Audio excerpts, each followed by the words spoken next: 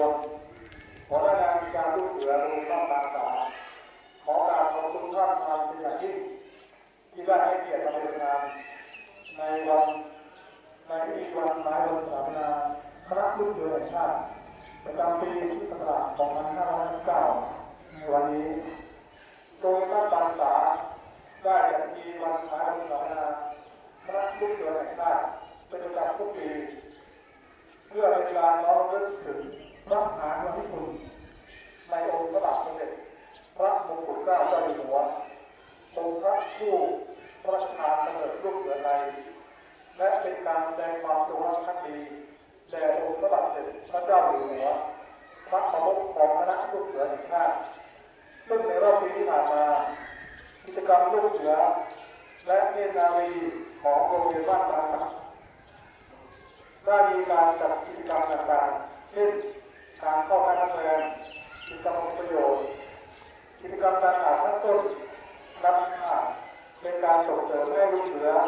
เนตรนารีได้รู้จักการเสียสละการมีความสามัคคีเราจะมีความรักภักดีต่อหน้าศาสนาพระมหากษัตริย์ซึ่งเป็นการสนองวัตถุประสงค์ของคณะลูกเสือแห่งชาติอย่างแท้จริงเพื่อเป็นการยืนยันว่าที่น้องลูกเสือจะยึดมั่นในคำสัญญาของลูกเสือตลอดไปจึงขอเชิญลูกเสือได้กล่าวสัญญาของลูกเสือตามข้อเจ้าลูกเสือประลองด้วยขนาดแล้วกล่าวสัญญาของข้าเจ้าด้วยเกียรติของข้าสัญญาว่าข้าหนึ่งข้าจะจงรักภักดีต่อข้าศาสนาพระมหากษัตริย์ข้อสอง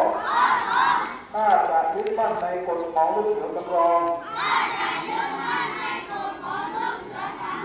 และบำเพ็ญประโยชน์ต่อผู้อื่นทุกวันลูกเสือและเทศนาสามัญเพื่อขนาด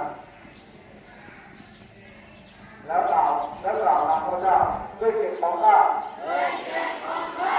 สัญญาว่าข้อหนึ่งข้าจะจงรักภักดีต่อข้าศาสนาพระมหากษัตริย์ข้อสองข้าจะช่วยเหลือผู้อื่นทุกเมื่อข้อสามข้าจะปฏิบัติตามกฎของลูกเสือ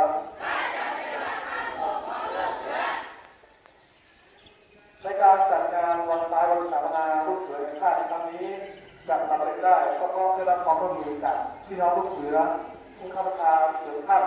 จึงขอขอบพระคุณมาณที่ด้วยบัดนี้ได้เวลาอันเป็นมงคลแล้วขอการเชิญท่านประธานได้กล่าวให้ว่าแก่พี่น้องลูกเสือเนื่องในวันคล้ายวันสถาปนาลูกเสือแห่งชาติประจำปีพุทธศักราช 2559 ต่อไปขอบคุณครับ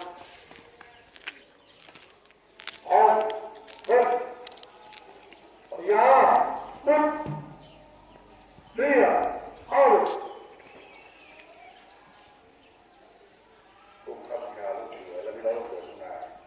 พระเจ้ามีความยินดีเป็นอย่างยิ่งที่ได้รับเกียรติให้มาเป็นประธานในพิธีเนื่องในวันคล้ายวันสถาปนาคณะลูกเสือชาติในวันนี้พระเจ้าเข้าใจว่าท่านทั้งหลายคงระลึกเสมอว่า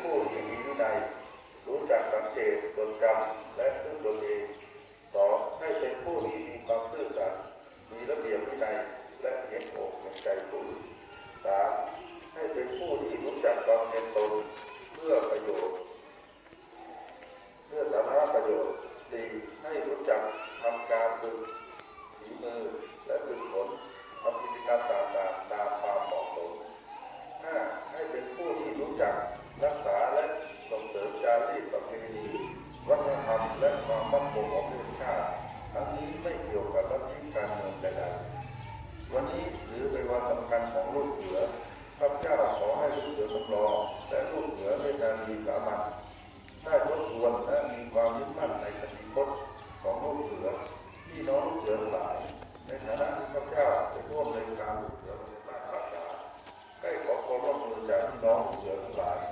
จงยึดมั่นและปฏิบัติตามอุดมการณ์ของคณะลูกเสือแห่งชาติอย่างเหนียวแน่นพระเจ้าได้เห็นแล้วว่าการที่พวกเรามาลงพลังกันในวันนี้นั้นเป็นการแสดงถึงความพร้อมเพรียงเป็นน้ำหนึ่งน้ำเดียวใจเดียวกันของเราพี่น้องลูกเสือเป็นอย่างยิ่งนับว่าเป็นพลังงานที่ใหญ่และถาวรซึ่งควรจะดำรงไว้ในสถาบันยึดมั่นของมั่นคงของประเทศชาติและบรรณาการคือชาติศาสนาพระมหากษัตริย์สืบไปในโอกาสเป็นมงคลนี้ข้าพเจ้าขอเชิญอำนาจคุณพระศรีและพระไตรและสิ่งศักดิ์สิทธิ์ทั้งหลายโดยเฉพาะเดชะพระบารมีขององค์พระข้าเจ้าโดยตรงและสิ่งศักดิ์สิทธิ์ในสากลโลกทรงดลบันดาลให้พี่น้องลูกเสือทั้งหลายผู้บังคับบัญชาทุกท่านจงมีความสุขความเจริญมีพระอนามัยที่สมบูรณ์แข็งแรงตลอดไปขอให้กิจการลูกเสือไทยจงมีความเจริญก้าวหน้าเป็นสากลผู้ประเทศไทยสืบไปทั่วกาลนานสวัสดี องค์ราชวังพญามัน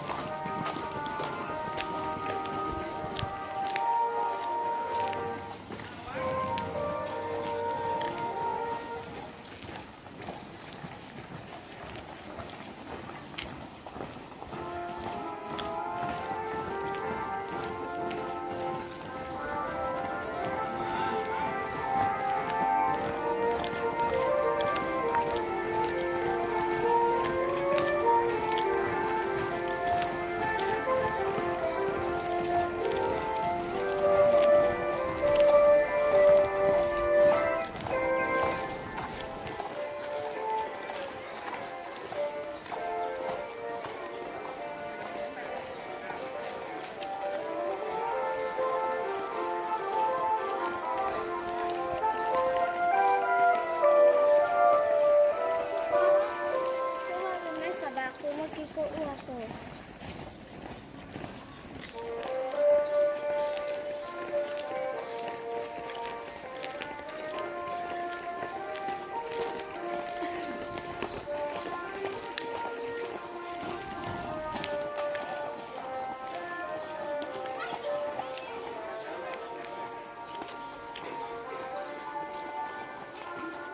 Một, rút, lại, thắng.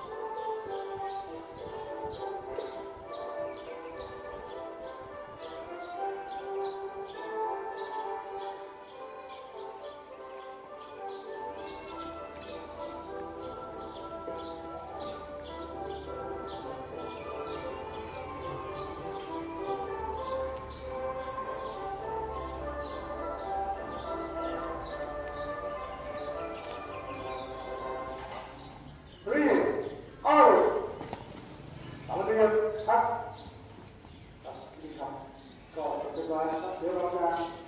ร่วมถ่ายรูปนะครับขอขอบคุณทุกท่านนะครับที่ให้ความร่วมมือ